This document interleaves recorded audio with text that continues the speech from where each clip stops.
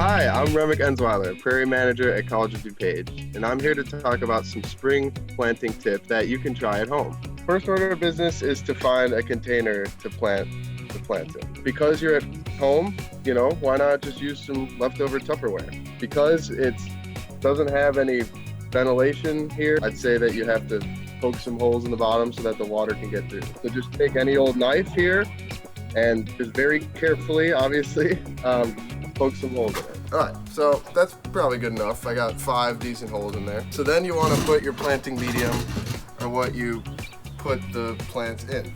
Your typical potting mix here, and that works just fine. We in the biology department, we like to add some amendments too. Sand, perlite, and vermiculite. So what I do next is I put the soil into the flat, and you want to fill it up, but you want to leave a little room.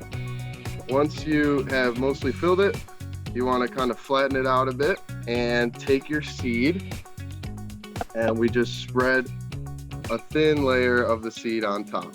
We don't want to have too much of the seed, but we definitely want to try to cover as much as possible of the seed. So once we've done that, you can either take your scoop or your hand and just do another thin layer of soil. So once you do that, you're almost done. All you got to do is add your mulch.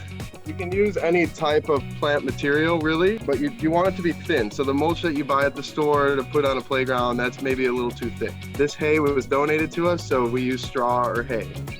And then the last step that we need to do is water it. Water it to a point where it's fully saturated and maybe even starts to percolate through the bottom.